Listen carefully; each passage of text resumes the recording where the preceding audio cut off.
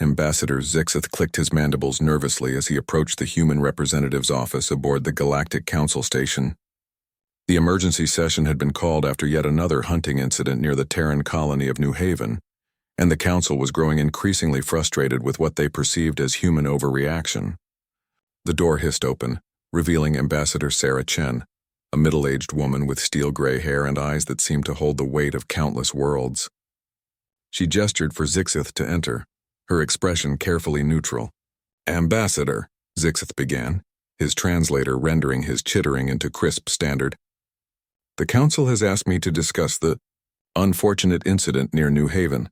Surely we can reach a reasonable compromise regarding hunting rights in neutral space." Sarah's eyebrows rose slightly. "Compromise? Ambassador, are you familiar with the details of what your people consider hunting?" Zixith shifted uncomfortably. The Vorthak were renowned throughout the galaxy as master hunters, their expeditions considered the pinnacle of sporting achievement. It was a routine hunting expedition. The prey was tracked according to all galactic regulations. The prey, Sarah interrupted, was a family of Centaurian refugees, 3 adults and 2 children, fleeing the mineral conflicts in their home system. But the hunting codes clearly state that any sentient species without formal council representation is fair game, Sarah finished. "Yes, I'm aware of the law." She turned to her wall display, which flickered to life, showing a star map. "Tell me, Ambassador, what do you know about human hunting traditions?" Zixith was confused by the apparent change of subject. We understand humans evolved as persistence hunters, crude but effective for a primitive species." Sarah's smile was sharp as broken glass. "Crude. Yes, that's what most species think." She highlighted several systems on the map. "These are human colonies within 50 light-years of known Vorthak hunting grounds. Would you like to know what happened during your last 3 routine expeditions?" Before Zixith could respond, the display shifted to show sensor data. Expedition 1. Your hunters were tracking a Metherian mining crew. 26 individuals. The hunt lasted 4 days. A masterful display of skill, Zixith said proudly. The pack coordination required was interrupted, Sarah continued, when a single human cargo hauler, the Maria Santos, detected your ship's energy signatures. Captain Rodriguez recognized hunting patterns and realized what was happening. Do you know what she did? Zixith remained silent. She diverted from her trade route and inserted herself between your hunters and their prey. 1 cargo ship against 8 Vorthak hunting vessels.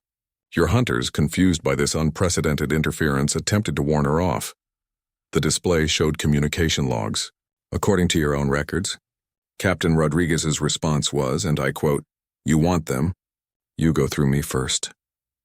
The human had no authority to interfere with legal hunting activities, Zixith protested. Legal, Sarah agreed. But you know what happened next. Your hunters, rather than face a potentially troublesome delay, withdrew. 1 human freighter captain stared down your entire expedition. Zixith's mandibles twitched with irritation. An anomaly. Humans are known for their irrational behavior. Expedition 2, Sarah continued relentlessly. Your hunters were pursuing a group of hegemony exiles. This time 3 human ships detected the hunt. Not military vessels, Ambassador. A research ship, a passenger liner, and a mining platform, all civilian vessels. The display showed tactical readouts. Your hunting pack numbered 12 ships this time. The humans formed a protective screen around the exiles and transmitted a simple message across all frequencies. Not today. They had no legal standing. They had something more important than legal standing, Ambassador. They had conviction. Your hunters again withdrew, rather than risk confrontation with humans who had no reason to care about random aliens they'd never met, except that those aliens were running for their lives. Zixith was beginning to understand why this meeting had been called. Expedition 3, Sarah's voice had grown colder. The Centaurian family near New Haven. Your hunters were careful this time.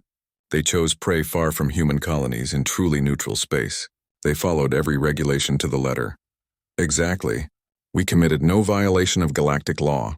Sarah turned back to face him. No, you didn't. You simply underestimated what humans consider their neighborhood. The display showed a 3-dimensional tactical plot. The hunt was detected by monitoring stations on New Haven. The colonists realized what was happening to the Centaurian family, 47 light-years away. 47 light-years, Zixith repeated, far beyond any reasonable territorial claim. You're right. It was. Sarah's expression was grim. The colonists of New Haven loaded every available ship with volunteers. Cargo haulers, private yachts, mining vessels, even atmospheric shuttles with hastily installed FTL drives. 137 ships, Ambassador.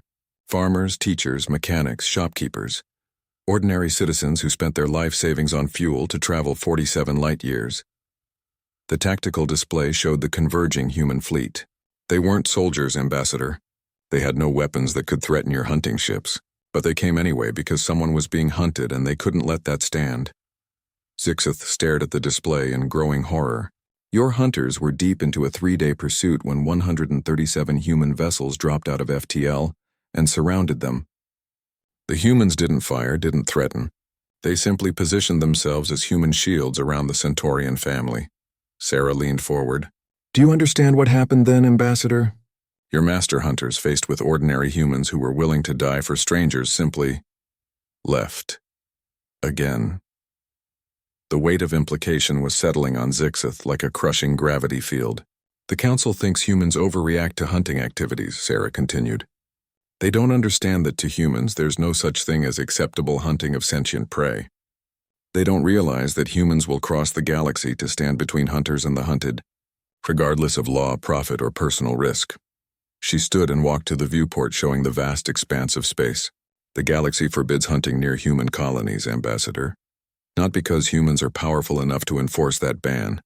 It's because humans have made it clear that they consider near to be a very flexible concept, and they're willing to make it everyone else's problem. Zixith finally understood. Humanity's greatest weapon wasn't their technology or their military might. It was their absolute refusal to be bystanders when someone needed help. The Council will reconsider the hunting regulations, he said quietly. Sarah nodded. See that they do, because next time, those ordinary citizens might not be content to simply stand in the way. As Zixith left the office, he realized that the galaxy hadn't forbidden hunting near human colonies to protect humans. They'd done it to protect the hunters.